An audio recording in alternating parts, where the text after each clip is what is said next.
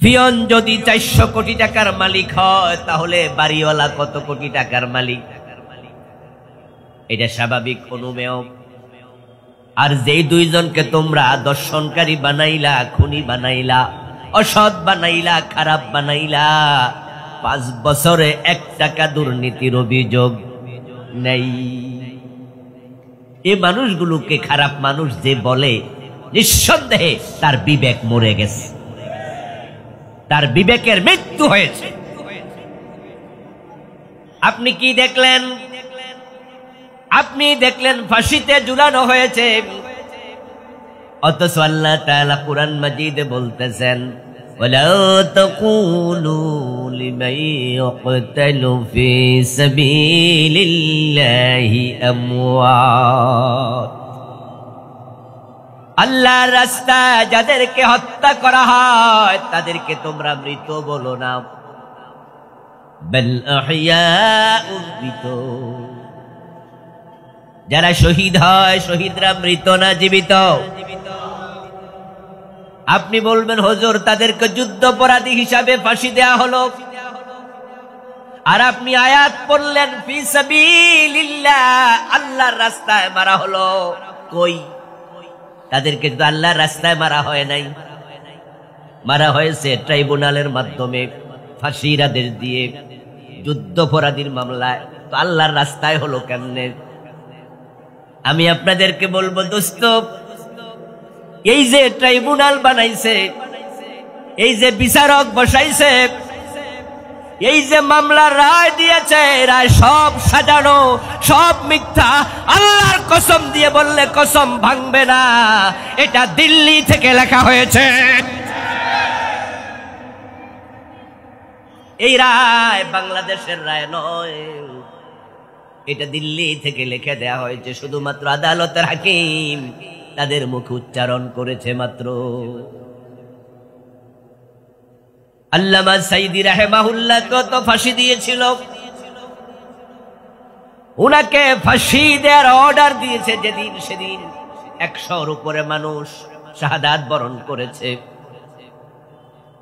সরকার ভেবে দেখলো যদি ফাঁসির অর্ডার দিলে 100 মানুষকে গুলি করা লাগে, নিয়ন্ত্রণ করা যায় না। যদি ফাঁসি দেয়া হয় তাহলে দেশ নিয়ন্ত্রণ করব কেমনে? তাই তারা ঠেলায় পয়রা ফাঁসির অর্ডার বাতিল করেছে। না হয় আল্লামা সাইদিকে 1 নম্বরে ফাঁসি দিত। ওনাকে যাবজ্জীবন কারাদণ্ড দিল, মৃত্যু কারাদণ্ড দিল। আপনাদের কাছে আমি জিজ্ঞাসা করতে চাই, আল্লামা সাইদিকে যে মামলায় কারাদণ্ড দিল যাবজ্জীবন, উনি কি ধর্ষণকারী ছিলেন? উনি কি খুনি ছিলেন? এখন প্রশ্ন হলো, উনাকে খুনি কেন বানানো হলো? দর্শনকারী কেন বানানো হলো? ওই 2 জন মন্ত্রীকে একই মামলা খুনি, দর্শনকারী, হত্যাকারী কেন বানানো হলো? এটাই তো ফি সাবিলিল্লাহর মাসআলা। এই মানুষগুলো যদি ধর্মনিরপেক্ষ মতবাদ লালন করত, আল্লাহর জমিন, আল্লাহর আইনের পক্ষে লড়াই না করত, দিল্লি থেকে তাদেরকে ফাঁসি দেওয়ার ষড়যন্ত্র করা হতো না।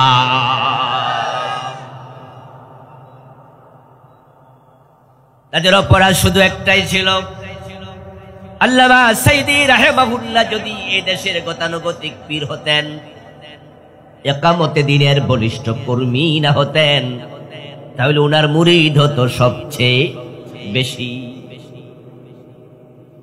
উনি যদি সুবিধাবাদী বক্তা হতেন, এমন ভাবে ওয়াজ করতেন মধুর কণ্ঠস্বরে, যেই ওয়াজে নাস্তিকদের গালা জ্বালাতন ধরতো না। উনি যদি সুর দিয়ে সুন্দর করে কোরআন মাজিদের এমন কিছু আয়াতকে বেছে নিতেন, যে আয়াতের ওয়াজ শুনলে পরে যারা ক্ষমতাসীন তাদের গায়ে জ্বালা ধরতো না, যারা অপরাধী তাদের গায়ে লাগতো না, তাহলে উনার মাহফিলে সবাই একসাথে এসে উনারে ফুলের মালা দিত। উনাকে যাবজ্জীবন কারাদণ্ডের আসামি হইয়া 13টা বছর অন্ধকার প্রকোষ্ঠে কাটানো লাগতো না। উনার অপরাধ শুধু একটা, আল্লাহর জমিন, আল্লাহর দ্বীন কায়েমের কথা বলা। ওই 2 মন্ত্রীর একই অপরাধ। وما نقموا منهم ইল্লা আইয়ুমিনু বিল্লাহিল আজিজিল হামিদ। সূরা বুরুজ পড়বেন।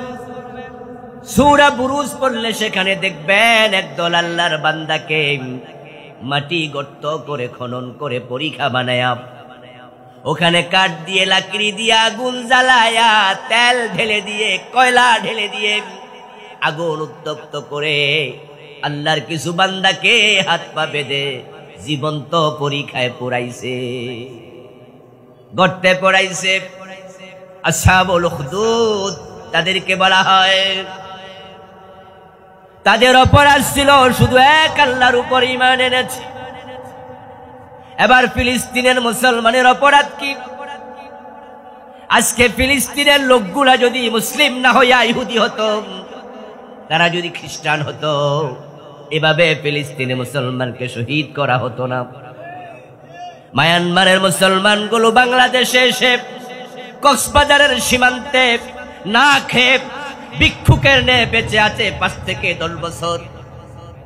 ওরা যদি হিন্দু বৌদ্ধ হতো, ওদেরকে মায়ানমার থেকে তাড়িয়ে দিত না। তাহলে তামাম দুনিয়ায় মুসলমান মাইর খায় শুধু ইমানের কারণে। যারা মাইর খায় আপনি দেখেন তারা মরে গেছে, তারা একবারে শেষ। কিন্তু আমার আল্লাহ বলে না না, কাদ আফলাহাল মুমিনুন, যারা শহীদ হয় আমি আল্লাহ তাদেরকে সাথে সাথে জান্নাত দিয়ে সফলতা দিয়ে দেই। জান্নাত হচ্ছে সফলতার নাম। এখন আজকের মাহফিল আপনারা যারা আছেন, আপনারাও জান্নাত পেতে চান? সফলতা জান্নাত। আল্লাহ তাআলা কোরআন মাজিদের বিভিন্ন আয়াতে বলেছেন, যালিকাল ফাউজুল কাবীর, যালিকাল ফাউজুল আযীম, যালিকাল ফাউজুল মুবিন। জান্নাত প্রসঙ্গে আলোচনা করে আয়াতের উপসংহারে গিয়ে বলেন, যালিকাল ফাউজুল কাবীর, এটাই তো বড় সফলতা। ইন্নাল্লাযীনা আমানু ওয়া আমিলুস সালিহাতি লাহুম জান্নাতুন তাজরি মিন তাহতিহাল আনহার, যালিকাল ফাউজুল কাবীর। فمن زحزح عن النار وأدخل الجنة فقد فاز। আরে কয়েত আল্লাহ তাআলা বলেন, যাকে জাহান্নাম থেকে নিষ্কৃতি দেয়া হলো এবং জান্নাতে প্রবেশ করানো হলো, সেই সফল হলো। যার 1000 কোটি টাকা আছে সে সফল নয়। যার এমপি মন্ত্রীর শেয়ার দখলে আছে সে সফল নয়। ও প্রিয় ভাইরা, বিঘা বিঘা জমিনের মালিক, ল্যান্ড লর্ড, সে সফল নয়। খাওয়ার জন্য খাবার নাই, পরিধান করার জন্য নতুন কাপড় নাই, থাকার জন্য ঘর নাই, পরের জমিতে থাকে। কিন্তু আল্লাহর বান্দা জীবনটা এমন ভাবে সাজাইছে, তার নামটা বেলালের মতো জান্নাতীদের কাতারে ঢুকে গেছে। বেলালের হাতে ক্ষমতা ছিল না, বেলাল ছিলেন একজন দাস, তার বাবাও ছিল দাস।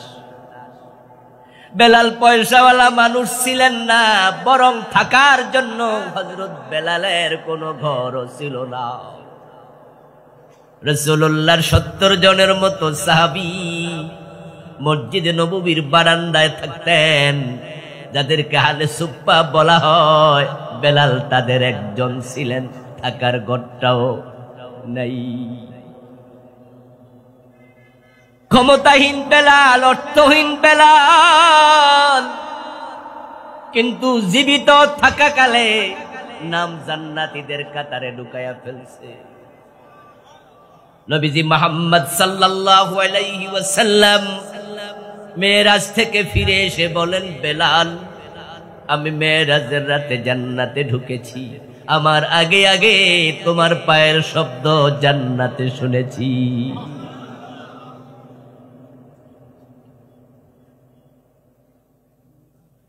ও ভাইয়েরা, হযরত বেলাল পয়সাওয়ালা নন।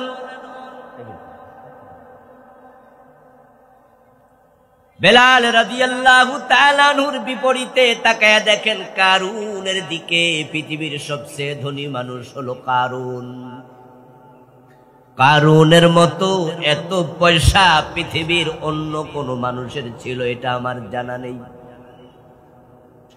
কুরআন মাজিদে সূরাতুল কাসাসে আল্লাহ তাআলা কারুনের সম্পদ প্রসঙ্গে নিজে বলেছেন, ওয়া আতাইনাহু মিনাল কুনুজ, আমি কারুনকে গুপ্ত ধনের ভান্ডারগুলোর মালিক বানাইয়া দিছি। কানজুন এক বছর, বহু বছর হলো কুনুজ। আল্লাহ বলছে আমি তাকে গুপ্ত ধনের ভান্ডার গুলোর মালিক বানিয়ে দিয়েছিলাম। কারুন যে কি পরিমাণ ধনী ছিল, আল্লাহ তাআলা সূরা কাসাসে পরবর্তী আয়াতে বলতেছেন, পরবর্তী অংশে, যে তার যে ধনাগার ছিল, টাকা পয়সা রাখার জন্য যে আলমিরা ছিল, বক্স ছিল, ওগুলোর চাবি, তালার চাবি বহন করার জন্য একদল লোকের প্রয়োজন ছিল। চাবির ওজনে তাদের গর্দান নুয়ে যেত, এত পরিমাণ সংখ্যক চাবি ছিল। আল্লাহ তাআলা সে কারুনকে তার সম্পদ সহ মাটির তলায় বসায় দিয়েছে। আপনাদের কাছে আমি একটু জিজ্ঞাসা করব, দয়া করে উত্তর দিন, কারুন কি সফল না ব্যর্থ? এখানে যারা আছেন কারুনের মতো কে কে হতে চান? আমরা একজনও চাই না, অথচ তার মতো ধনী পৃথিবীতে আর কেউ চাই।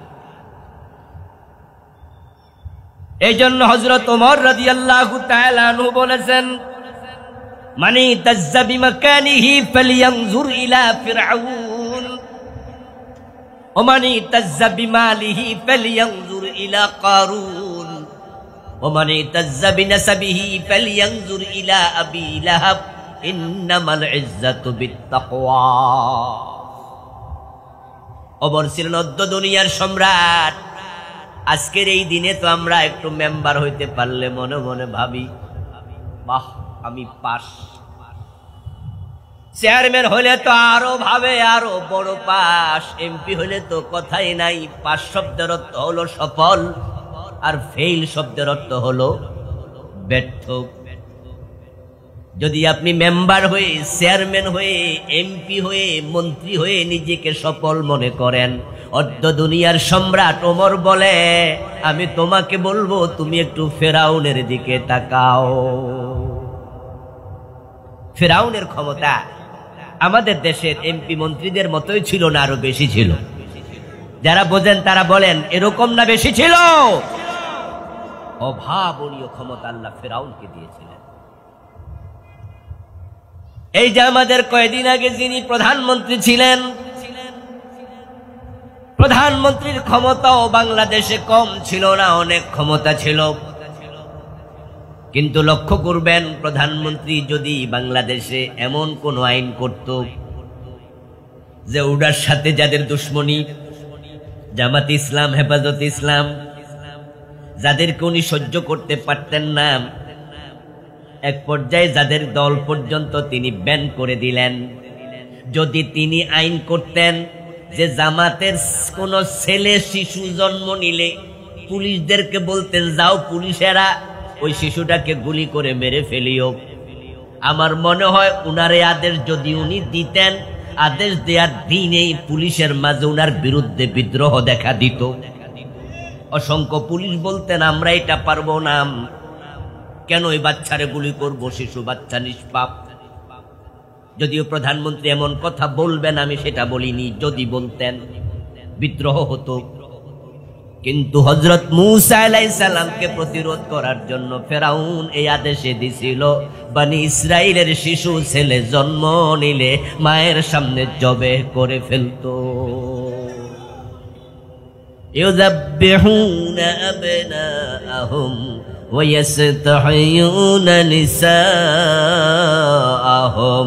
কোরআনে আল্লাহ বলেন, বনি ইসরাইলের ছেলে জন্ম নিলে তারা মায়ের সামনে বাবার সামনে গিয়ে জবাই করত। অর্ডার দিছে ফেরাউন, তার দেশে তার বিরুদ্ধে কেউ বিদ্রোহ করে নাই। এতে প্রমাণ হয় তার ক্ষমতা আমাদের প্রধানমন্ত্রীর মতো ছিল না, অনেক বেশি। এই ক্ষমতা বলয়ের কারণেই তো এক পর্যায়ে সে নিজেকে এতটাই নিরঙ্কুশ ক্ষমতাধর মনে করলো যে সে ঘোষণাই করে দিল, আনা রাব্বুকুমুল আলা, আমি তোমাদের বড় খোদা। নাউজুবিল্লাহ পড়ে। ফেরাউনের অনেক ক্ষমতা ছিল, এমপি হয়ে মন্ত্রী হয়ে যারা ভাবেন আপনি সফল। ওমর বলে ফেরাউনের দিকে তাকাও, এবার আপনারা জবাব দিন তো, ফেরাউন আজকে দুনিয়ার মানুষের কাছে সফল মানুষ না ব্যর্থ? আজকে এখানে যারা আছেন ফেরাউনের মতো কে হতে চান? আমরা একজনও চাইব না, বরং ফেরাউন শব্দ যদি কেউ আমাদের দিকে তাকায়া বলে তুমি ফেরাউন, খুশি হবেন না বেজার হবেন? নামটা পর্যন্ত গালি হয়ে গেছে। তো কাদ আফলাহাল মুমিনুন বলতে আল্লাহ কি বুঝালেন? পয়সা যদি হয় সফলতা, তাহলে কারুন হতো সফল। ক্ষমতা যদি সফলতার মাধ্যম হতো, তাহলে ফেরাউন হতো সফল। আসলে সফলতা দুনিয়ার টাকা পয়সা সম্পদ নয়, ক্ষমতা নয়, সফলতার নাম জান্নাত। যে জান্নাত পেয়েছে সেই সফল, যে জান্নাত পায় নাই সে ব্যর্থ। আজকের মাহফিল আমরা যারা আছি আত্মসমালোচনা করুন, আপনার নাম জান্নাতীদের কাতারে ঢুকছে কিনা? যদি ঢোকে আপনি সফল, আর যদি না ঢোকে তাহলে আপনিও ব্যর্থ মানুষ। সুদে টাকা লাগাইয়া বসে আছে এমন 2-4 শ্রোতা আজকের মাহফিলে আছে না নাই? যে সুদে টাকা লাগায় সে ব্যর্থ, তার নাম জান্নাতীদের তালিকায় থাকবে না। কারণ সুদ খেলে 73টা গুনাহ হয়। সবচেয়ে ছোট গুনাহটা হলো নিজের মায়ের সাথে জেনা। আর যে মায়ের সাথে জেনা করে এর মতো অসভ্য লোকের নাম জান্নাতীর তালিকায় থাকার কথা। ফাইল আটকায়া সিগনেচার দিতে হলে ঘুষ দিতে হয়, না হয় সিগনেচার দেয় না। এমন 2-4 জন ঘুষখোর অফিসার, ঘুষখোর লোক আজকের মাহফিলে আছে কিনা? যে ঘুষ খায় তার ব্যাপারে রাসূলুল্লাহর বক্তব্য সে জাহান্নামী। ওজনে কম দেয়, মালে ভেজাল দেয়, মানুষ ঠকায়, এমন 2-4 জন এই মাহফিলে আছে কিনা? ফাওয়াইলুল লিল মুতাফফিফিন, যারা ওজনে কম দেয়, যারা মালে ভেজাল দেয়, মানুষ ঠকায়, আমার আল্লাহ কোরআনে ঘোষণা দেয় তোমার জন্য ওয়াইল দোজক বানায়া রাখছি। তাহলে তার নামও জান্নাতীদের তালিকাতে নাই। قال رسول الله صلى الله عليه وسلم الويل واد في جهنم يهبي فيه الكافر 40 خريفا قبل أن يبلغ قعره। নবীজি মুহাম্মদ সাল্লাল্লাহু আলাইহি ওয়াসাল্লাম বলেন ওয়াইল হচ্ছে জাহান্নামের একটি উপত্যকা, একটি গর্তের নাম। যে গর্তের মাঝে জাহান্নামীকে ফেলে দিলে তলায় যেতে 40 বছর লাগবে। ওজন কম দিচ্ছেন, মালে ভেজাল দেন, মানুষ ঠকান, আপনি সেই গর্তের অধিবাসী, আপনার নাম জান্নাতীদের তালিকাতে নাই। আর যারা প্রকৃত অর্থে মুমিন ভালো মানুষ, তারা সফল, তারা জান্নাতি। হে দোস্ত, قال رسول الله صلى الله عليه وسلم من قال لا إله إلا الله دخل الجنة। ইমান قد أفلح المؤمنون, মুমিন সফল, মুমিন ইমান যার আছে, নবীজি মুহাম্মদ বলেন কালেমা পড়তে পড়তে মরবে, যে কালেমা নিয়ে মরে মরতে দেরি, জান্নাতে ঢুকতে দেরি হবে না। যদি আপনার নামটা মুমিনের তালিকায় থাকে, আপনি সফলদের একজন। তা আমরা এখানে যারা বসে আছি, জান্নাত পাইছি নাকি আমরা এখনো? তো আল্লাহ অতীতকালের শব্দ কেন বললেন? আফলাহা ফেইলে মাদি, ইউফলিহু ফেইলে মুদারি, কাদ আফলাহা কাদ লিতাহকিক, দৃঢ়তার জন্য এসেছে, নিশ্চয়তার জন্য। নিশ্চিতভাবে মুমিনরা সফল হয়ে গেছে। সুবহানাল্লাহ পড়ে। আল্লাহ দৃঢ়তার সাথে নিশ্চিত মুমিনরা সফল হয়ে গেছে। আমরা জান্নাত পাইনি, কিন্তু আল্লাহ অতীতকালের শব্দ দিয়ে বুঝালেন জান্নাত পাওয়ার কোনো সন্দেহ। ঈমান আছে তো জান্নাত নিশ্চিত, ঈমান আছে তো জান্নাত নিশ্চিত।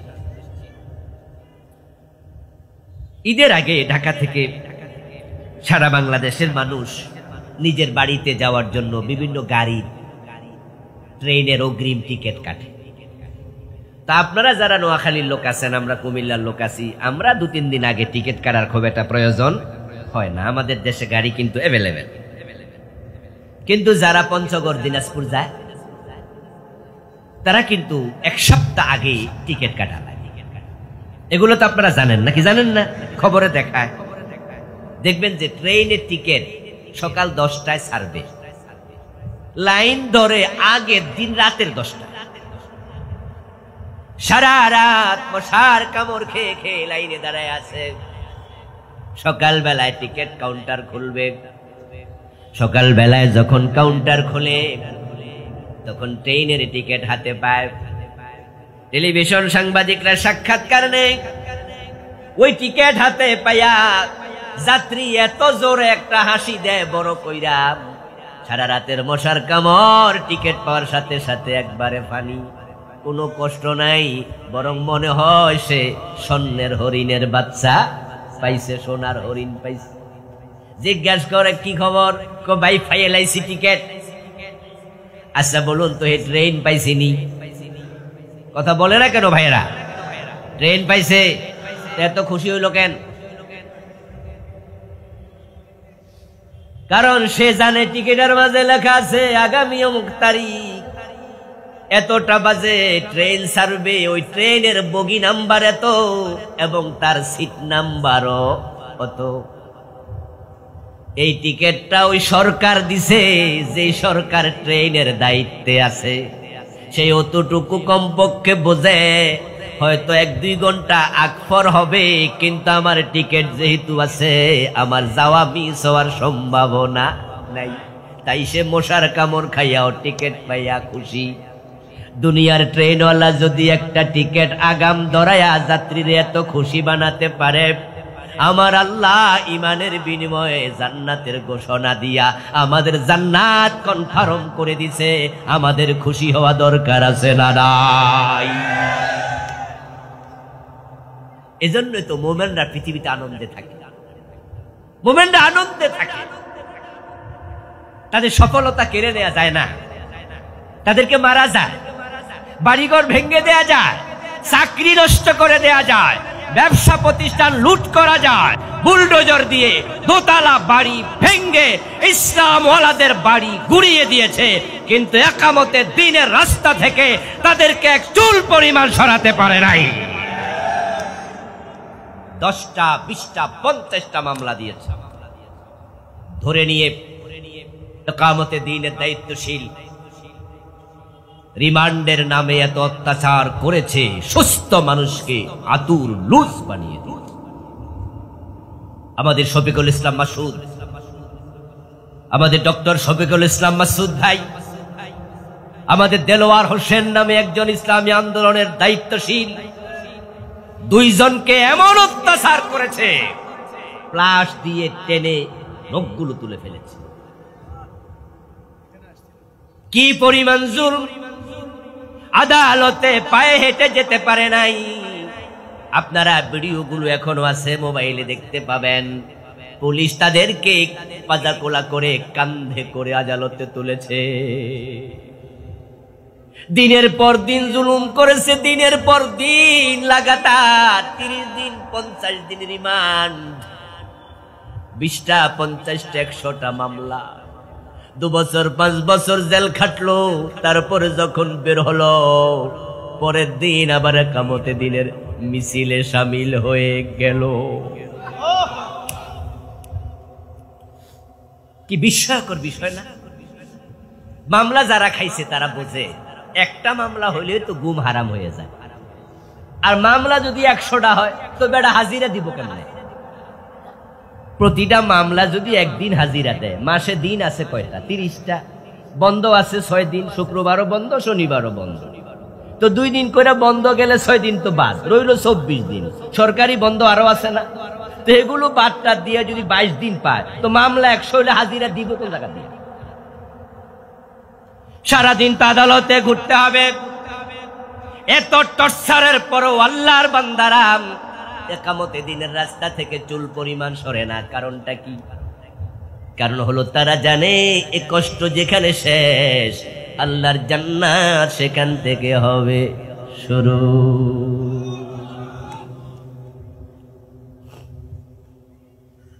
ফাঁসির আদেশ শোনার পরে, ফাঁসির অর্ডার শোনার পরে আল্লাহর বান্দা নাক ডেকে ঘুমাইছে। আমাদের একজন শহীদের কথা আমি 3 জন থেকে কমপক্ষে শুনেছি, যে 3 জন নিজের কানে শুনে আমাকে বলেছে। তার মাঝে একজন আমাদের আমির হামজা, মুফতি আমির হামজা ভাই। হামজা ভাইও আমার কাছে এটা বলেছে। মীর কাশেম আলী রাহিমাহুল্লাহ, উনাকে যখন শহীদ করা হলো, যেদিন উনাকে ফাঁসি দিল,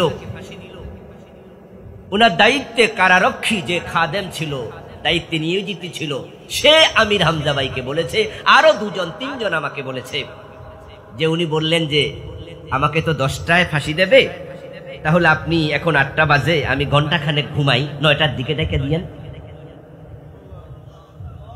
তারপরে উনি বলতেছেন যে কারারক্ষী, কিছুক্ষণ পরে আমি গিয়ে দেখি উনি ঘুমাচ্ছে এবং উনার নাক ডাকার আওয়াজ আমি শুনতে পাচ্ছি। আচ্ছা, কিছুক্ষণ পর ফাঁসি, এই লোক ঘুমায় কেমনে? ঘুম আসে কেমনে? এরপর কারারক্ষী বলতেছে, তারপরে আমি আর ডাকলাম না, কারণ এখনো 1 ঘন্টা হয় নাই। যখন 1 ঘন্টা পার হয়ে গেল, আমি ডাকতে গেলাম, গিয়ে দেখি তিনি নামাজে দাঁড়িয়ে আছেন। আমার প্রিয় ভাই, শাহাদাতের খবর শুনে কেন ভয় পায় না? কিভাবে নাক ডেকে ঘুমায়? এটা তখনই সম্ভব যখনই মনে করে তোমরা যেটাকে ফাঁসির রশি মনে করো, এটা আমার কাছে জান্নাতের ফুলের মালা। এটা জান্নাতি ফুলের মালা। বাল হিয়াউ ওয়ালাকিন লা তাশউরুন, তাদেরকে মৃত বলো না, বরং তারা জীবিত, সেটা বোঝার ক্ষমতা তোমাদের নাই। যারা শহীদ হয় তারা সাথে সাথে আল্লাহর জান্নাত পায়। এই জন্য শাহাদাত আল্লাহর সেরা নিয়ামত, সেরা নিয়ামত, সেরা নিয়ামত। আমরা আল্লাহর কাছে শাহাদাতের জন্য দোয়া করি। হযরত ওমর দোয়া করতেন, আল্লাহুম্মা রযুকনি শাহাদাতান ফি সাবিলিক ওয়াজআল মাউতি ফি বালাদি রাসূলিক। ও আমার রব, তোমার রাস্তায় আমাকে শহীদ হিসাবে কবুল করো, আমার মৃত্যু যেন তোমার নবীর শহরে হয় সেটাও কবুল করো। ওমরের 2টা দোয়া একসাথে কবুল হলো, তিনি শহীদ হয়েছেন নবীর শহর মদিনাতেই। সুবহানাল্লাহ। শাহাদাত আল্লাহর সেরা নিয়ামত। আলহামদুলিল্লাহ। শুনলাম আজকে এসে এখানেও একজন শহীদের বাবা আজকে উপস্থিত আছে। আপনাদের রায়পুরে শহীদ ওসমান বিগত আন্দোলনে শাহাদাত বরণ করেছে, গুলি খেয়ে মরেছে। এবারে যারা এই জালেমের বিরুদ্ধে, স্বৈরাচারের বিরুদ্ধে জীবন দিয়েছে, যাদের ঈমান আছে, সবগুলা শহীদ, কোনো সন্দেহ নাই। মান কুতিলা দুনা মালিহি ফাহুয়া শহীদ, মান কুতিলা দুনা নাফসিহি ফাহুয়া শহীদ, মান কুতিলা দুনা ইরদিহি ফাহুয়া শহীদ। রাসূলুল্লাহ সাল্লাল্লাহু আলাইহি ওয়াসাল্লাম বলেছেন, যে ব্যক্তি নিজের মালের হেফাজতের জন্য মরে যায় সে শহীদ, ইজ্জতের হেফাজতের জন্য মরে সে শহীদ। যে ব্যক্তি সম্পদের হেফাজত, ইজ্জতের হেফাজত, রক্তের হেফাজতের জন্য মারা যায় সে শহীদ। আমরা গত 15 বছর এমন অবস্থায় মুখোমুখি হয়েছি, আমাদের ইজ্জতের নিরাপত্তা ছিল না, সম্পদের নিরাপত্তা ছিল না, আমরা বড় অসহায় ছিলাম। বাংলাদেশে আমরা দেখেছি সিলেটের এমসি কলেজে স্বামীর হাত থেকে ছুটায়া নিয়া 8 জনে তার স্ত্রীকে গণধর্ষণ করেছে। কোথায় আমাদের মেয়েদের ইজ্জতের নিরাপত্তা? আমাদের সম্পদের নিরাপত্তা নাই। এই আন্দোলন হয়েছে অন্যায়ের বিরুদ্ধে। আপনারা পত্রিকায় দেখেছেন ইসলামী ব্যাংকের 18টি শাখা থেকে 80,000 কোটি টাকা পাচার করা হয়েছে। এ কয়দিন 3-4 দিন আগের রিপোর্ট। ইসলামী ব্যাংকে যে টাকাগুলো রাখা হলো, এই টাকাগুলো কি এসালমের টাকা না পাবলিকের টাকা?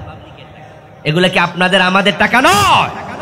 এখানে ডিম বিক্রি করা, গাছের শশা, গাছের লাউ বিক্রি করে জমানো টাকা, ওই গরিব মহিলার টাকা ইসলামী ব্যাংকের আমানতে আছে। ভিক্ষা করে 2-4 টাকা করে জমায়া নিজের মেয়েটা বিয়ে দেওয়ার স্বপ্ন দেখে 50,000 টাকা জমায় ইসলামী ব্যাংকে আমানত রাখছে। এমন ভিক্ষুকের টাকাও ইসলামী ব্যাংকে আছে না নাই? তো 80,000 কোটি টাকা নিয়ে গেল। তা তো 18 শাখায় মাত্র। বাকি শাখার খবর কি? আল আরাফার খবর কি? এসআইবিএল এর খবর কি? অন্য অন্য ইসলামী ব্যাংকগুলো সবগুলো থেকে কোটি কোটি টাকা তারা লুট করে নিল। এবার আপনারা বলুন তো, এই অন্যায়ের বিরুদ্ধে মাথা তুলে দাঁড়ানো দরকার আছে না নাই? আর অন্যায়ের বিরুদ্ধে কথা বললে যদি গুলি চালায়, সে কি শহীদ নয়? অতীতকালের শব্দ ব্যবহার করে আল্লাহ তাআলা বুঝালেন, তোমরা যারা মুমিন ঈমানওয়ালা, তোমাদের জান্নাতটা নিশ্চিত। ওই ট্রেনের টিকেটের মতো 1 সপ্তাহ আগে দিছে, তবে ট্রেনটা পাবে নির্ধারিত ডেটে। আমরা যারা প্রকৃত মুমিন, আল্লাহ জান্নাতের ঘোষণা দিয়া দিছে, তবে জান্নাত পাবো মরার পরে। দুনিয়ায় থাকতে জান্নাত পেয়ে গেছে নিশ্চিতভাবে, বাই নেম, নাম ধরে ধরে আল্লাহ জান্নাতের ঘোষণা দিয়েছেন। এমন কিছু আল্লাহর বান্দা আছে না নাই? এটা তো এজমালি ঘোষণা, কাদ আফলাহাল মুমিনুন, এটা এজমালি। কিন্তু ইন্ডিভিজুয়াল ঘোষণা, স্পেসিফিক ঘোষণা আছে না? জান্নাতের খবর পেয়েছে এরকম সাহাবীর সংখ্যা কত? রায়পুরের মানুষের উত্তর দিলে তো হবে না। নোয়াখালী, লক্ষ্মীপুর তো আলেমের দেশ, আলেম ওলামাদের দেশে ভুল উত্তর তো গ্রহণযোগ্য নয়। 10 জন নয়, এটাকে ছোট করা হচ্ছে। 10 জন বিখ্যাত, আল আশারা আল মুবাশশারা আল মাশহুরা, এই 10 জন বিখ্যাত আবু বকর, ওমর, উসমান, আলী, তালহা, জুবাইর, সাদ বিন আবি ওয়াক্কাস, সাঈদ বিন যায়েদ, আব্দুর রহমান ইবনে আউফ, আবু উবাইদা ইবনুল জাররাহ রাদিয়াল্লাহু তাআলা আনহুম। এই 10 হচ্ছে আশারা আল মুবাশশারা। তা আপনারা যে 10 উত্তর দিলেন, তাহলে এখানে কি হযরত বেলালের নাম ঢুকছে? এখানে কি হাসান হোসাইনের নাম আছে? এখানে কি ফাতেমার নাম ঢুকছে? এখানে কি মা খাদিজার নাম ঢুকেছে? আমি তো আমার আগের বক্তাকে খাদিজা নিয়ে আলোচনা করতে শুনেছি। খাদিজা দুনিয়া থাকতে জান্নাত পেয়েছেন, এই মর্মে সহিহ মুসলিমে হাদিস আছে। আল্লাহ তাআলা জিবরিল আমিনকে পাঠালেন, এই হাদিসটা বক্তা বলেছে, আমি আস্তে আস্তে শুনেছি গাড়িতে বসে। জিবরিল আমিনকে পাঠিয়ে বললেন, যাও নবী মুহাম্মদকে খবর দাও, খাদিজা যখন তার কাছে আসবে তিনি যেন বলেন। কি বলবেন? জিবরিল আসলেন, আল্লাহর হাবিব সাল্লাল্লাহু আলাইহি ওয়াসাল্লামের কাছে মা খাদিজা তখন ছিলেন না, তিনি ব্যক্তিগত কোনো কাজে একটু দূরে ছিলেন। তারপর রাসূলুল্লাহর কাছে মা খাদিজা আসতেছিলেন। জিবরিল আমিন তখন খাদিজার দিকে ইঙ্গিত করে বলছে, হাজিহি খাদিজাতু আতাতকা, ও নবী, এই তো খাদিজা আপনার কাছে আসতেছে। যখন তিনি আপনার কাছে আসবেন, ফাকরা আলাইহা আসসালামু মিন রাব্বিহা ওয়া মিন্নি, খাদিজা আপনার কাছে আসলে খাদিজাকে বলবেন আজকে তার রব আল্লাহ তাকে সালাম পাঠাইছে। সুবহানাল্লাহ পড়েন না ভাইয়েরা? খাদিজার সাথে আমাদের সম্পর্ক আছে না নাই? তিনি আমাদের কি লাগেন? জোরে বলেন কি লাগে? মা মা ডেকে প্রশান্তি নেন, প্রশান্তি নেন, এমন মা পেয়েছি আমরা। বলবেন আজকে আল্লাহ তাকে সালাম পাঠিয়েছেন। ওয়ামিন্নি, শুধু আল্লাহর সালাম কেন, আমি জিবরিলের সালামটাও দিয়েন। ওয়াবাশশিরহা বিবাইতিন ফিল জান্নাতি মিন কাসাবিন লা সাখাবা ফিহা ওয়ালা নাসাব। ও নবীজি, খাদিজাকে তারপরে বলবেন আল্লাহ তাকে আজকে এমন জান্নাতের সুসংবাদ দিছে, তার জন্য আল্লাহ মণিমুক্তা দিয়া জান্নাত বানায়া রাখছে, যেখানে কোনো শোরগোল নাই, শুধু শান্তি আর শান্তি। আপনারা যে বললেন 10 জন জান্নাতের সুসংবাদ পাইছে, এই 10-এর ভিতরে কি খাদিজার নাম আছে? আল্লাহ তাআলা জান্নাতের সুসংবাদ দিয়েছে দুনিয়া থাকতে অসংখ্য সাহাবী। আল্লাহর হাবিব তো মেরাজের রাতে জান্নাতে ঢুকে দেখছেন এক ব্যক্তি কোরআন তেলাওয়াত করছে। আল্লাহর হাবিব সাল্লাল্লাহু আলাইহি ওয়াসাল্লাম কোরআন তেলাওয়াত শুনলেন। ক্বালা রাসূলুল্লাহি সাল্লাল্লাহু আলাইহি ওয়াসাল্লাম দাখালতুল জান্নাহ ওয়া সামি'তু ফিহাল কুরআনা। আমি জান্নাতে ঢুকে কোরআন তেলাওয়াত শুনছিলাম। এক ব্যক্তি কোরআন পড়ছে, এটা শুনে আমি থমকে দাঁড়ালাম। ভাবলাম যে নবী ঈসার উম্মত যদি হতো ইনজিল পড়তো, নবী মূসার উম্মত যদি হতো তাওরাত পড়তো। সে পড়ছে কি বলেন না, কি পড়ছে? কোরআন নাজিল হয়েছে তো আমার উপরে, তাহলে এটা আমার উম্মত। কি সৌভাগ্যবান উম্মত! আল্লাহ জান্নাতও দিলেন, তার জান্নাতে কোরআন পড়ার অনুমতিও দিলেন। তাই প্রিয় নবীজি জিজ্ঞাসা করলেন, জিবরিল মান হুয়া? ও জিবরিল আমিন, এই লোকটার পরিচয় কি? কি কে সে সৌভাগ্যবান মানুষ আল্লাহর জান্নাতে কোরআন পড়ার অনুমতি পেয়েছে? জিবরিল আমিন জবাব দেন, হুয়া হারিসা ইবনে নুমান। ও নবী, চিনেন নাই বুঝি? এ তো আপনার সাহাবী হারিসা। অথচ হারিসা তখনও জমিনে মরেন নাই। হারিসা ইবনে নুমানের জীবনী আমি পড়েছি, আপনারা পড়বেন। হারিস ইবনে নুমান রাদিয়াল্লাহু তাআলা আনহু উনি ইন্তেকাল করেছেন হযরত ওমরের খলিফাত কালে। কোন কোন ঐতিহাসিক বলেছেন না, আরো পরে ওসমানের খেলাফত কালে। অথচ রাসূলুল্লাহ দেখে আসছে জান্নাতে কোরআন পড়তেছে। দুনিয়ায় ফিরে আসলেন হারিস ইবনে নুমান রাদিয়াল্লাহু তাআলা আনহুকে রাসূলুল্লাহ ডাকলেন, হারিসা কাছে আসো, গোপনে গোপনে এমন কি নেক আমল করো আল্লাহ তোমাকে জান্নাত দিলেন, জান্নাতে কোরআন পড়ার অনুমতিও দিলেন। হারিস ইবনে নুমান বলে, ইয়া রাসূলুল্লাহ, অন্য অন্যরা যে আমল করে আমিও তো তাই করি, আপনি যা শিখাইছেন, কিন্তু ইয়া রাসূলুল্লাহ আমার এক্সট্রা একটা আমল আছে যেটা সবার নাই। সেটা হলো আমার একজন বৃদ্ধা মা আছে যে নিজে গোসল করতে পারে না, আমি গোসল করানো লাগে। আমার মা নিজ হাতে খাবার খেতে পারে না, আমি খাবার খাওয়াইতে হয়। প্রিয় নবীর সাথে হারিস ইবনে নুমান গল্প করছেন, এর মাঝে তার প্রতিবেশী কয়েকজন সাহাবী আসলো। এসে তারাও বলল, হ্যাঁ ইয়া রাসূলুল্লাহ, ইউতইমুহা বিয়াদিহি ওয়া ইয়াগসিলুহা বিয়াদিহি ওয়া ইয়াফলি রাসাহা বিয়াদিহি। ইয়া রাসূলুল্লাহ, আমরা সাক্ষী দিচ্ছি কথা সত্য, সে মাকে নিজে খাওয়ায়, নিজে গোসল দেয়, মায়ের মাথার চুলগুলা নিজ হাতে চিরুনি পর্যন্ত করে দেয়, মায়ের খেদমতে তার কোনো জুড়ি নাই।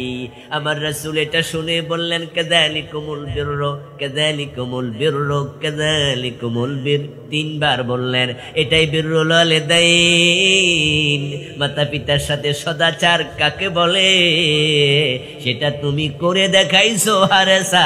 আমি বুঝে ফেলেছি মায়ের দোয়ার কারণে দুনিয়ায় থাকতে আল্লাহ তোমারে জান্নাত দিয়ে দিছে। 10-এর ভিতরে কি হারিসার নাম ছিল? আরো কত সাহাবী। দেখেন অবস্থা, ইমানদারদের জান্নাত নিশ্চিত। আলহামদুলিল্লাহ। এখন সেই জান্নাতে যদি আমরা যেতে চাই, ঈমানটা ধরে রাখতে হবে। বাংলাদেশের একটা প্রবলেমটা বিশ্বব্যাপী আসছে, তবে আলহামদুলিল্লাহ আরব বিশ্ব তুলনামূলকভাবে তা থেকে মুক্ত।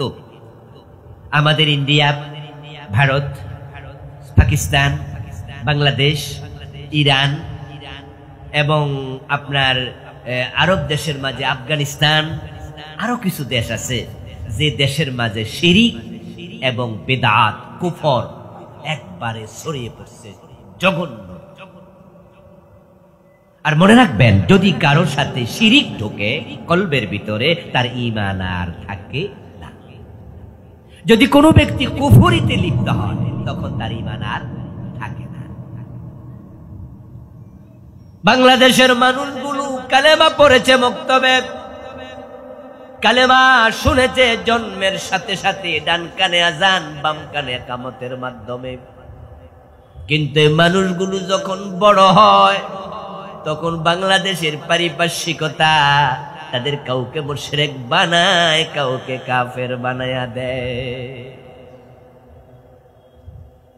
আল্লাহ তাআলা কোরআন মাজিদে 1400 বছর আগে বলেছে, ইন্নাল্লাযীনা আমানু সুম্মা কাফারু সুম্মা আমানু সুম্মা কাফারু সুম্মা ইজদাদু কুফরা লাম ইয়াকুনিল্লাহু লিয়াগফিরা লাহুম। যারা ঈমান আনছে তারপরে কুফরি করেছে, আবার ঈমান আনছে, আবার কাফের হয়ে গেছে, তারপরে সীমা লঙ্ঘনকারী অবস্থায় মরে গেছে, আর নতুন করে কালেমা পড়ে নাই, তাদের কখনো ক্ষমা নাই। এই যে বাংলাদেশে ধর্ম নিরপেক্ষতাবাদ নামে একটা মতবাদ আছে, এটার নাম কি আপনারা শুনেছেন? ধর্ম নিরপেক্ষ মতবাদে যারাই জড়িয়ে আছে, তাদের কারোই ঈমান নাই। আবার বলছি, খুব সাবধান, সতর্কতার সাথে। ধর্ম নিরপেক্ষতা একটি কুফরি মতবাদ। 53 বছর যারা দেশ চালাচ্ছে, আওয়াজ দিয়ে বলুন তো, তারা কি ইসলামের আলোকে চালায় না ধর্ম নিরপেক্ষতার আলোকে চালায়? 53 বছরের সংবিধান যেটা, এটা ধর্ম নিরপেক্ষ সংবিধান। ধর্ম নিরপেক্ষতা কুফরি, এটা একটি বিশ্বাস। বিশ্ববিখ্যাত যে কয়টা ডিকশনারি আছে, তার মাঝে একটা নাম হচ্ছে কেমব্রিজ ডিকশনারি। কেমব্রিজ ডিকশনারিতে সেকুলারিজমের যে ডেফিনেশন দেয়া হয়েছে, যে সংজ্ঞা দেয়া হয়েছে, এটা শুনলেই আপনি বুঝবেন যে এটা কুফর। Secularism is a belief that religion should not be involved with any ordinary social and political activities of a country. Bangla অর্থ হলো, ধর্ম নিরপেক্ষতা একটি বিশ্বাস, ওই বিশ্বাসটা হলো ধর্ম সামাজিক এবং রাজনৈতিক জীবনে কোনো ভূমিকা রাখবে না। আচ্ছা, সামাজিক জীবনে ধর্ম দরকার আছে না নাই? বলুন তো, সামাজিক জীবনে ইসলাম দরকার আছে না নাই? রাজনৈতিক জীবনে ইসলাম দরকার আছে না নাই? নবী মুহাম্মদের জীবনে রাজনীতি আছে না নাই? আবু বকর, ওমর, ওসমান, আলীর জীবনে রাজনীতি আছে না নাই? ইসলাম কি অপূর্ণাঙ্গ ধর্ম না পূর্ণাঙ্গ ধর্ম? তো যদি রাজনৈতিক জীবনে ইসলাম বাদ দেন, সামাজিক জীবনে ইসলাম বাদ দেন, বিবাহ শাদীতে ইসলাম থাকবে না, লেনদেনে অর্থনীতিতে ইসলাম থাকবে না, ভোটে ইসলাম থাকবে না, বিচারে ইসলাম থাকবে না। যারা মনে করে ইসলাম শুধু ব্যক্তি জীবনে থাকবে, দেশে দরকার নাই, আল্লাহর কসম তারা কাফের। এই কুফরি আকীদার সাথে আমাদের দেশের লাখ লাখ মানুষ জড়িত। আমার প্রিয় ভাইয়েরা, রমাদান মাস আমাদের কাছে যখন আসে, তখন আমরা দেখি বাংলাদেশের কিছু মানুষ রোজা রাখে, কিছু মানুষ রাখে না। মাগরিবের আজান যখন হয়, তখন আমরা দেখি কেউ মসজিদে যায়, কেউ মসজিদে যায় না। যখন বছরে একবার যাকাত উসুল করার সময় আসে, জীবনে প্রতি বছর একবার যাকাত দিতে হয়, তখন যাকাত দেয় রমজান মাস আমরা বেছে নেই। ওই রমাদানে ব্যবসায়ীরা কেউ যাকাত দেয়, কেউ দেয় না। এখন বাংলাদেশে ইসলামের আইনগুলো মানা আমাদের মনের উপরে, আমাদের নিজের এখতিয়ারের উপরে চলে আসছে। ভালো লাগলে মসজিদে যায়, ভালো লাগলে যায় না, ভালো লাগলে রোজা রাখে, ভালো না লাগলে রোজা রাখে না, ভালো লাগলে যাকাত দেয়, ভালো না লাগলে যাকাত দেয় না। ইসলাম কি এমন এখতিয়ারের ব্যাপার, না ইসলামের আইন মেনে চলা ফরজ? তো বাংলাদেশে বিধানগুলো ফরজ না এখতিয়ার? আল্লাহ রাসূল বলছে, আমার মনে চায় আযানের পরে কাউকে ইমামতির জায়গায় দাঁড় করাইয়া আমি মহল্লায় বেরিয়ে যাই কয়েকজন যুবককে সাথে নিয়ে, যারা মসজিদে আসে নাই তাদের ঘর বাড়িতে আগুন লাগাইয়া দেই। এর মানে আযানের পরে মসজিদে যেতে হবে।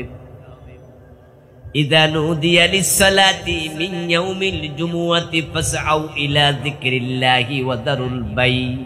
যখন আজান হবে বেচা কেনা বন্ধ, সবাই মসজিদে দৌড়াইয়া যেতে হবে। এই রায়পুর বাজারে মসজিদে নামাজ চলে, মসজিদের পাশের দোকানে বেচা কেনা চলে। কেউ দোকান বন্ধ করে না, কারণ 53 বছর চলছে মন মতো দেশ, ধর্ম নিরপেক্ষ মতবাদে। যদি কোরআনের আইনে দেশ চলতো, আজানের সাথে সাথে দোকান বন্ধ করার আইন হয়ে যেত। আর দোকান যদি বন্ধ হয়ে যেত, ক্রেতা বিক্রেতা সবাই মসজিদমুখী হতো, মসজিদে লোকে লোকারণ্য হতো। এক এক মসজিদে 3 বার 5 বার জামাত হওয়া লাগতো। বাংলাদেশের সব মানুষ নামাজি হয়ে যাক, এটা কি আপনারা চান না? এটা চান কি না? ততদিন হবে না যতদিন ইসলামী আইনে দেশ চলবে না। এই 53 বছর আছেন ধর্ম নিরপেক্ষতার সাথে, যা কুফরি মতবাদ। এই দেশে শিরিক এভেলেবেল। হিন্দুদের দুর্গা পূজা যখন আসে, এই দেশে শিরকের একটা বন্যা বয়ে যায়। টেলিভিশনগুলো, পত্রিকাগুলো এমন ভাবে কুফরি এবং শিরকের প্রচার করে, যেটা দেখে বড় কষ্ট লাগে। খবরে, নিউজে আমাদের নেতাদের মুখে বারবার উচ্চারিত হয়, ধর্ম যার যার, উৎসব সবার। এই ধ্যান ধারণা যার অন্তরে ঢুকবে, আল্লাহর কসম তার ঈমান আর নাই। তাহলে সে সফল মুসলিম হবে কেমনে? আল্লাহ তাআলা কুরআন মাজিদ একটা স্লোগান আমাদের শিখিয়েছেন। স্লোগানটা হচ্ছে লাকুম দীনুকুম ওয়ালিয়া দীন।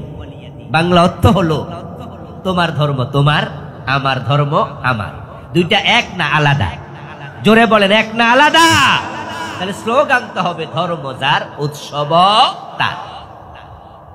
কিন্তু না, এই উপমহাদেশে শিরকের এত প্রভাব, এটা আমাদের পাঠ্যপুস্তকে ঢুকাইয়া দিচ্ছে।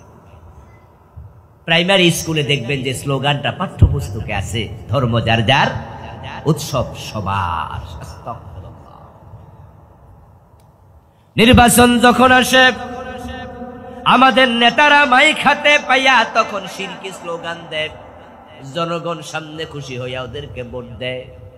এমন শিরিক এই দেশে প্রচার হয় যা ঈমান বিধ্বংসী। মাইক হাতে নিয়ে নেতা পাবলিককে প্রশংসা করার জন্য বলে দেয়, জনগণ সকল ক্ষমতার উৎস। কি বলে? জনগণ সকল ক্ষমতার উৎস। আপনারা বলুন তো, সব ক্ষমতার উৎস কে? ক্ষমতার মালিক কে? কিন্তু বলা, আহা বসে, আচ্ছা গরমারি দেয়া হবে না, ঠিক আছে, বসেন, আপনি বসেন, হ্যাঁ, শেষে দেখা করেন, বসেন।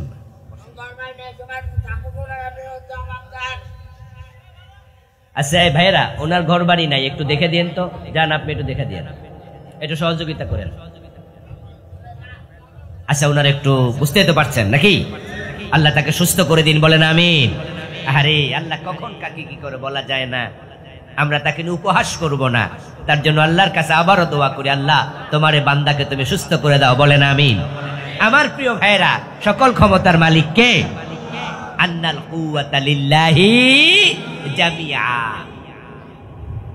5ই আগস্টের বিপ্লবের পরেও যদি এই স্লোগান মানুষ দিতে থাকে যে জনগণ সকল ক্ষমতার উৎস, এই মানুষগুলাকে ব্যাককল না বইলা উপায় নাই। কারণ অগাস্ট বিপ্লবের আগে আমাদের ডক্টর মোহাম্মদ ইউনূস এই দেশের ক্ষমতার চেয়ারে বসবে, এটা কি তিনি ভাবছেন কখনো? ক্ষমতার মালিক জনগণ নয়, আন্নাল কুওয়াতা লিল্লাহি জামিআ, সব ক্ষমতার মালিক হলেন আল্লাহ। কুলিল্লাহুম্মা মালিকাল মুলক তুতিল মুলকা মান তাশা ওয়া তানজিউল মুলকা মিম্মান তাশা। ও আমার আল্লাহ রাজাদিরাজ, ক্ষমতার মালিক তুমি, তুমি যাকে চাও ক্ষমতা দাও, যাকে চাও ক্ষমতা কেড়ে নিয়ে যাও। 5 তারিখের ঘটনা আমরা কি দেখলাম? যে ডক্টর ইউনূস সাহেব বাংলাদেশে যখন আসতেন 5 তারিখের আগে আদালতে হাজিরা দিতে দিতে হুঁশ নাই। উনার বিরুদ্ধে এত মামলা ছিল, বরং উনি মনে মনে ভাবছিলেন কয় বছর যে জেল হয় আল্লাহই জানে। উনি আদালতে হাজিরা দিতে গেল, 8 তলার উপরে আদালত, লিফট দিছে বন্ধ করে, বিদ্যুৎ নাই। আসলে বিদ্যুৎ অফ করে দেয়া হয়েছে, উনাকে সিঁড়ি দিয়া হাঁটাইয়া তুলছে, বয়স 84। তারপরে আদালতে এজলাসে দাঁড়ায় আছে, বিচারক শুনানি শুরু করে না, অনেকক্ষণ দাঁড় করাইয়া রাখছে। এই লোক মনে মনে ভাবছিল কয় বছর জেল দেয় আল্লাহই জানে। আল্লাহ বলে, না, আমি তোকে সবচেয়ে বড় চেয়ারে বসাবো। ধরে এনে চেয়ারে বসাই